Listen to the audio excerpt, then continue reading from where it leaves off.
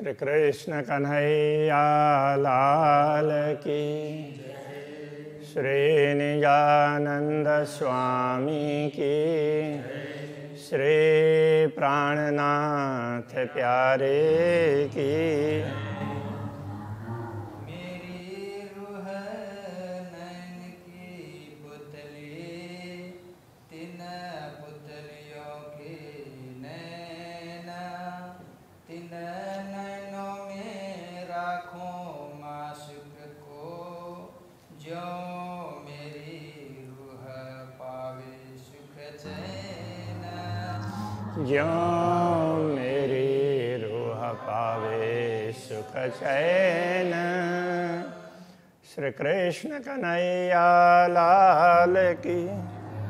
श्री राज्य का श्रृंगार यहाँ पर समझा रहे हैं। अभी तक तो मंगलाचरण चल रहा था, अब ये 27वीं चौपाई से श्रृंगार आरंभ होगा। सिर पाग बांधी चतुराई सो, हके पेच हाथ में ले। तो अक्षराते धामधनी ने अपने सिर पर पगड़ी बांधी है। वैसे तो ब्रह्मात्माएं बांध देती है, तो कभी कभी तो अक्षराते धामधनी स्वयं बांधते हैं, तो वो भी ब्रह्मात्माओं को खुश करने के लिए तो वो बड़ा सुंदर बनाते हैं। तो उसमें के पेच हाथ में ले, हाथ में पेच ले करके, पेच क्या होता है कि ऐसे मानो ये कपड़ा है पाग का, तो उसको तो ऐसे मरोड़ते हैं तो वो मरोड़ बन जाती है ना, तो वो लपेटते हैं तो ऐसे, तो उसको पेच बोलते हैं। तो वो पेचकस बोल करके नहीं बोलते हैं, ऐसे पेच में से टाइट करने वाला वो पेचकस हो गया, तो इस हिसाब से वो पेच है। तो अक्षराते धामधनी ने अपने हाथ से तो ऐसे मरोड़ते हुए तो उन्होंने बड़ी चतुराई से पगड़ी बांधी है। भाव दिल में लेके सुख क्यों कहूँ विदय। तो यदि उसको कैसे बांध रहे हैं, वो ब्रह्मात्माओं को खुश करने के लिए कि उनकी जैसी सुंदर तरीके से बांधने वाले वो बांधें, तो उसके हिसाब से तो वो भाव लेकर के ब्रह्मात्माएं देखती है, तो सुख क्यों विदय, क्यों कहूँ विदय, तो कितना आनंद प्राप्त होता है, उसको क्या वर्णन करें। केश चूहे में भिगोए, तो केश तो मानो वो चूहे बोलते हैं, वो सुगंधित, उसको क्या बोलेंगे, सुगंधित द्रव्य। तो मानो केश उसमें भिगोए हुए हों, इतने उसमें से सुगंध आते हैं, सुगंध आती है।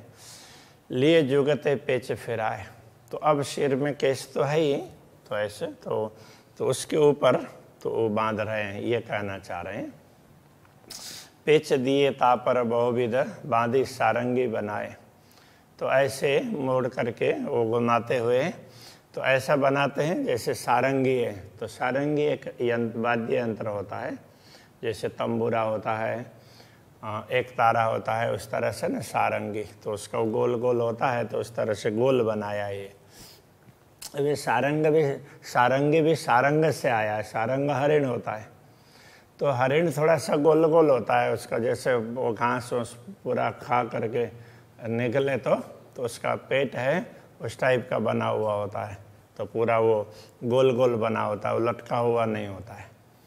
तो जैसे बकरी को भी कभी देखा होगा, तो उस हिसाब से तो उस तरह का गोल गोल होने से सारंगी की तरह, सारंग की तरह से गोल गोल होने से सारंगी, और वो सारंगी वाद्य यंत्र को बोला, और उस प्रकार से अब समझ लें तो गोल गोल बनाया है ये, इसके हिसाब से।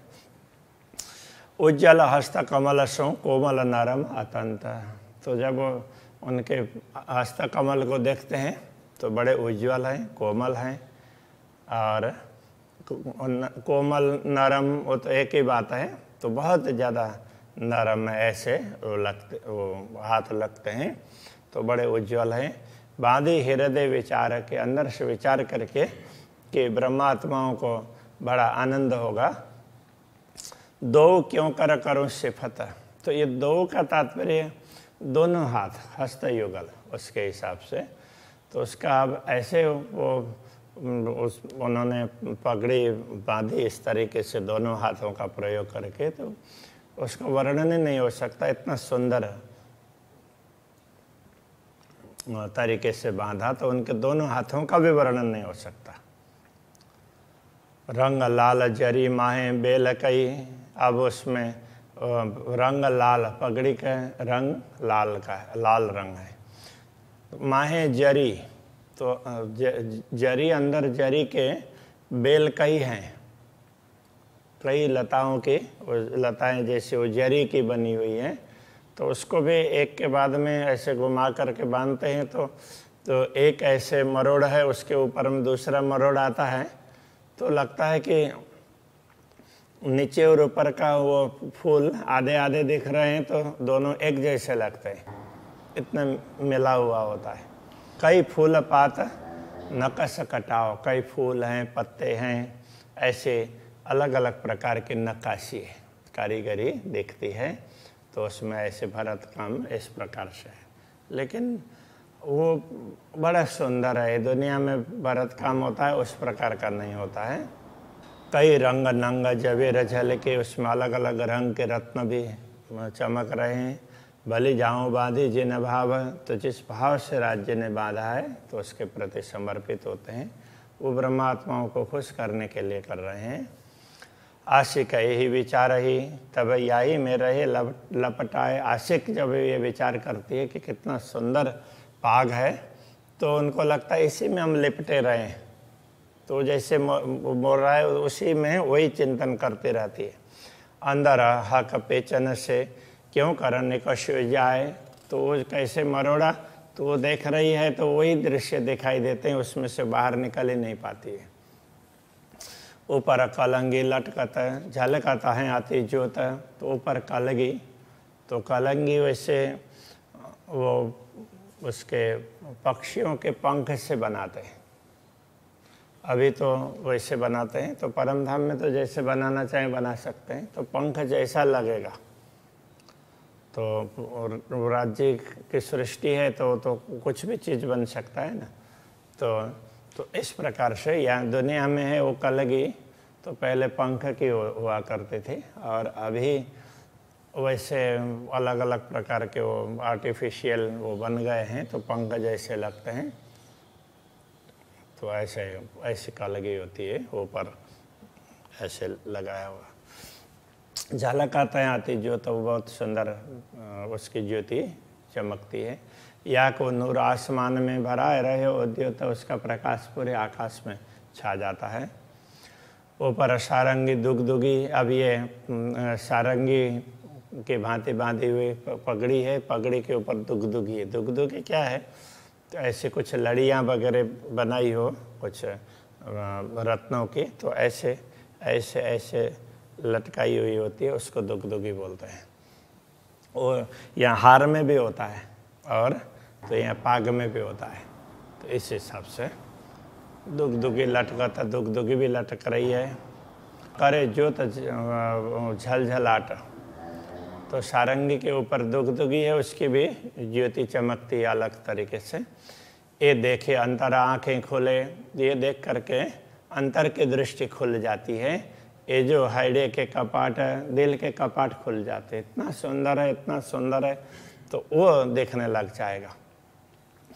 इन परन का नूर क्यों कहूँ, इनके पंख का नूर कैसे कहें, तो वो उसमें पंख जैसे ही दिखते हैं तो कलगी में, तो उसके प्रकाश का क्या वर्णन करूं। देख देख रूह अटकता, देख देख करके आत्मा उसी में अटक जाती है। कहने का तात्पर्य वो देखती ही रह जाती है।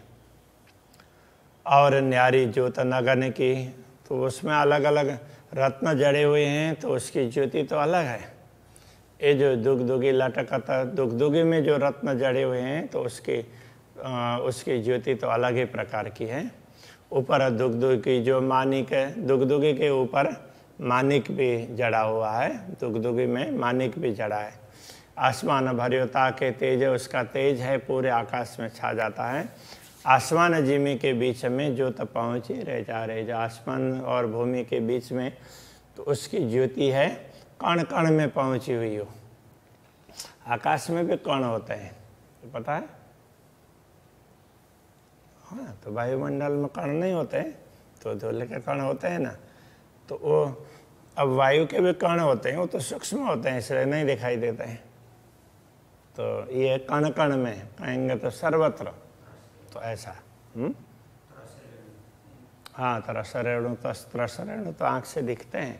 3 अणु मिल करके बनता है तो त्रसरेणु, और 2 अणु मिल करके बनता है तो द्विअणु, और एक ही अणु हो तो अणु हो गया। तो परमाणु मिल करके अणु बनते हैं, और अणु बड़ा होता है, अणु से फिर द्विअणु त्रसरेणु, फिर आगे त्रसरेणु से दिखने लगता है, द्विअणु तक नहीं दिखता है आँखों से सामान्य रूप से। सुंदरता इन मुख की शब्द न पहुँचे कोई, मुखारविंद मुखमंडल की सुंदरता, उसके लिए तो शब्द कोई वहाँ तक पहुँचते ही नहीं है, बता ही नहीं सकते। नूर को नूर जो नूर है, किन मुख कहूँ रंग सोए, मुख का रंग क्या बताएं, उसमें तो प्रकाश ही प्रकाश निकलता है, इतने उज्ज्वल है जिसका वर्णन नहीं कर सकते।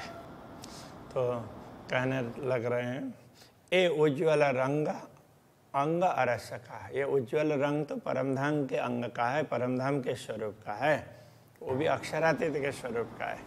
माए गहरी लालक ले, तो उसमें लालिमा है, लालक का तात्पर्य लालिमा, गहरी लालिमा, उज्ज्वलता भी है और लालिमा भी है। मुख चौक छवि इनकी, मुख चौक का तात्पर्य मुखमंडल, ये भाग है, उसको मुखमंडल कहते हैं। सब मुख चौक छवि इनकी, किन विध कहूँ मैं इसका वर्णन क्या करूँ, कुछ वर्णन हो ही नहीं सकता। तिलक शोभित रंग कंचना, भाल पर ललाट भाल, उस पर तिलक बड़ा सुंदर सुशोभित है, वो भी कंचन रंग का है। असल बने सुंदर, तो बड़ा सुंदर है।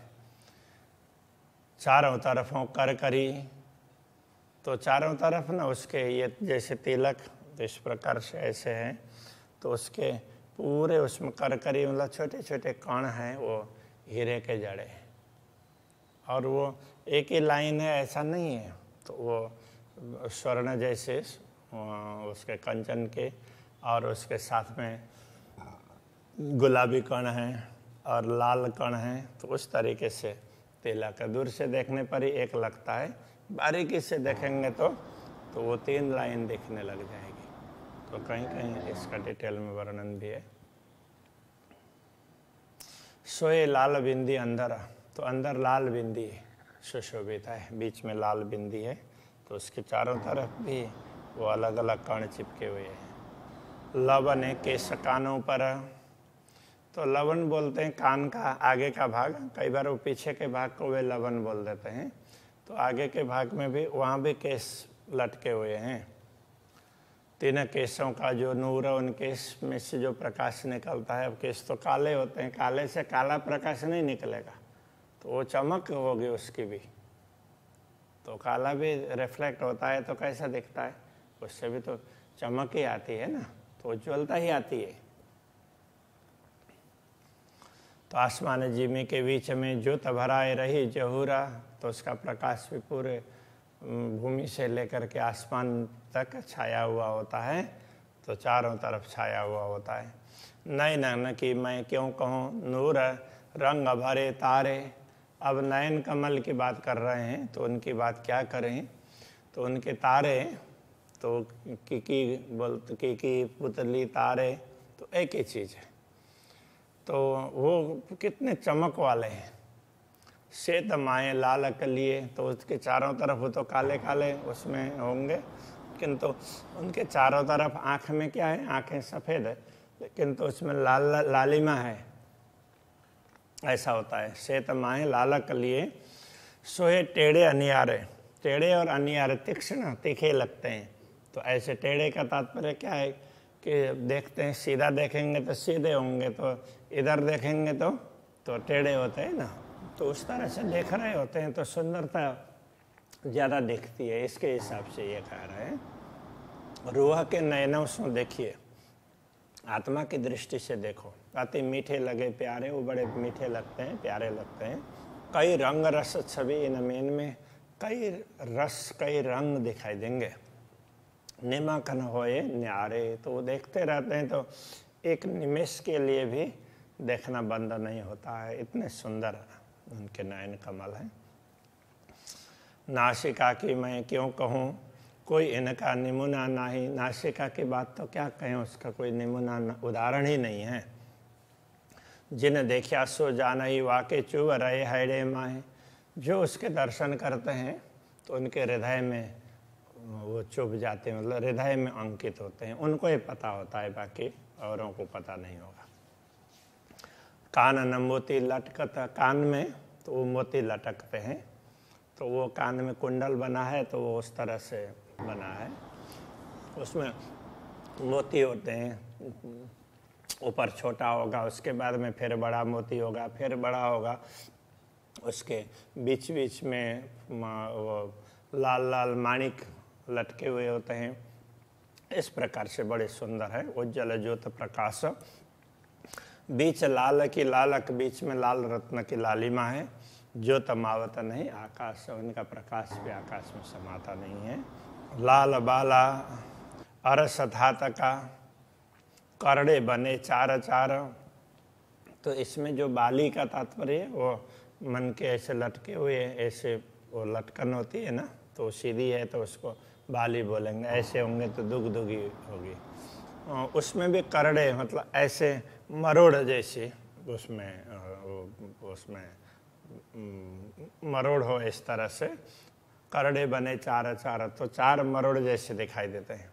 इन मोती और लाल की रूह देख होए करार, ये मोती और लाल माणिक्य, उनको देख करके आत्मा तृप्त हो जाती है। गौर रंगाते गालों के, माए गहरे लाक लिए, तो गाल कपोल उनके रंग भी गौर है और अंदर लालक है, लालिमा है। दो भ्रुकुटी बीच नासिका, ऊपर सुंदर तिलक दिए, तो दोनों भ्रुकुटी के बीच में नासिका है और उसके ऊपर में सुंदर तिलक है। तो इस प्रकार से भ्रुकुटी का वर्णन कर रहे हैं। गौर हरवटी अति सुंदर, हरवटी बोलते हैं ये चिबुक, तो इसको ये हरवटी, वो भी गौर है, बड़ा सुंदर है। बीच लाक, ऊपर अधूरा, ऊपर अधरोष्ट है और बीच में थोड़ा सा ऐसे गहरापन होता है ना, वो गहराई, उसको लाक बोलते हैं। बल बल जाऊं मीठी मुख की, मिल दो करे मजकूरा, तो दोनों अधरोष्ट है, तो दोनों ऊपर और नीचे दोनों मिलते हैं और इस तरह से मुखारविंद की शोभा है, उसके प्रति बलि बलि जाते हैं, समर्पित होते हैं। उसका क्या वर्णन करें। और दोनों ओठ जुड़ करके खुल करके ऐसे बातचीत करते हैं, बातचीत करते हुए ऐसे ही तो होता है। कट कोमला अति पेट पांसली, कटी प्रदेश है वो, तो कटी प्रदेश छोटा होता है तो बड़ा कोमल है। पेट पांसली, पेट है, तो उसके बाद में पांसली बोलते हैं, ये जो हड्डियाँ होती है ना यहाँ की पेट के ऊपर की, वो उसको पसली। पीठ गौर शोभे, सरस पीठ है, पीठ भी वो बड़ा गौर है और बड़ा सुंदर होता है। गर्दन केश पेच पाग के, तो गर्दन में केश भी है और पाग, ऐसे पाग के पेच भी तो गर्दन तक पहुँचे हुए होते हैं, तो उसकी बात कह रहे हैं। छवि क्यों कहूँ अंग सरस, इस प्रकार, तो इतनी सुंदरता है कि उसका वर्णन क्या बताएं। कोमल अंग कंठ हैड़ा, कोमल अंग है तो अंग बड़ा ही कोमल, अंग प्रत्यंग बड़े कोमल हैं, तो वो कंठ हो, हैड़ा उनके उर प्रदेश है। खब्बे ये स्कंद है, मच्छ बोलते हैं भुजाओं के लिए, और वो भी सब गौर और लाल है। कोनी कांडे कोमल देखत, कोनी तो ये कोना का है, कांडा ये कलई, तो उसमें उसकी कोमलता को देखते हैं। आशिक बदलता हाल, आशिक के हाल बदलते हैं। लीकें शोभित हथेलियाँ, हथेलियों में अस्त रेखाएँ, वो बड़ी सुंदर लगती है। रंग उज्जवल कहूँ कि गुलाल, वो उज्जवल है, रंग है, और उसमें लाल कहें कि गुलाल कहें तो ऐसा गुलाबीपन उसमें है। रूह के पलक न छूट ही अंग कोमल नूर जमाल, ऐसे अक्षराते धामधनी के कोमल अंगों के दर्शन करते हुए आत्मा की पलक, तो ये आँख की पलक में वो बंद नहीं होती है। नरम अंगुलियाँ पतली, अंगुलियाँ हाथ में बड़ी पतली है और नरम है। पहुँचे सलू की जुदे भाई, ये पहुँची है वो भी, उसमें भी कोमलता है, वो अलग प्रकार की कोमलता दिखाई देती है। रंग सलू की पहुँची हथेलियाँ, हथेलियों की कोमलता है, उसमें भी अब इधर पहुँची से हथेलियाँ सख्त होती है लेकिन उनमें भी कोमलता है और वो अलग प्रकार की है। कि न मुख कहूँ चित्त लाए, चित्त लगा करके वर्णन करते हैं तो किस मुँह से वर्णन करें, वर्णन नहीं हो सकता। नयन श्रवण मुख नासिका, नयन है, श्रवण है, मुख है, नासिका है, मुख छवि अति सुंदर है। इस प्रकार ये मुखमंडल है, बड़ा सुंदर लगता है। देखत ही आशिक अंगों चुभ रहता है रे अंदर, देखते ही ये सारा दृश्य है और आशिक के हृदय में चुभ जाता है, अंकित होता है। बीड़ी शोभित मुख मोरत, जब मुंह में पान का बीड़ा लेते हैं तो वो थोड़ा सा वो ऊंचा नीचा बना हुआ होता है तो बड़ा सुंदर लगता है। लेत तंबोल रंग लाल, वो अधरोष्ट लाल है तो वो तांबुल का भी वो लालिमा आ जाती है। ए वर्णन रुआ तोलों करे जोलों लगे न हाइडे भाल, तो ये आत्मा तब तक वर्णन कर सकते जब तक ये दिल में पूरा पूरा नहीं चुभते हैं। जैसे चुभ जाएंगे तो फिर बोला ही नहीं जा सकता है, बोलते बोलते फिर बंद होना पड़ता है। जानो कई यौवन नौतन, ऐसा लगता है कि कितने ही नूतन यौवन है, कितना यौवन, अनेक यौवन उसके साथ वहाँ पर एक साथ हुए हों ऐसा लगता है। अजू चढ़ता है रंग रस, और वो नित्य बढ़ रहा है, ऐसा कायम हमेशा इन विद अंग अरसा। तो ये तो अखंड स्वरूप है, तो ऐसा स्वरूप हमेशा ऐसा ही रहता है, तो वो कभी घटने वाला नहीं है। दुनिया में शरीर है, यौवन होने के बाद में फिर धीरे धीरे घटने लगता है। श्री कृष्ण कन्हैया लाल की जय।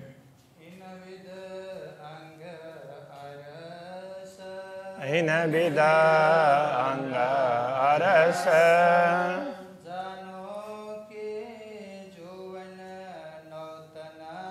जानो के यौवन नौतन,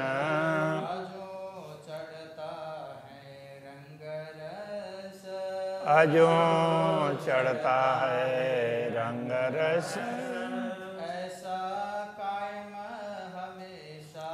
ऐसा कायम हमेशा।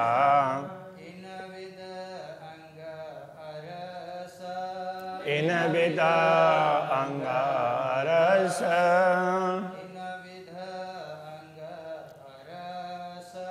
इन विद अंग अरस।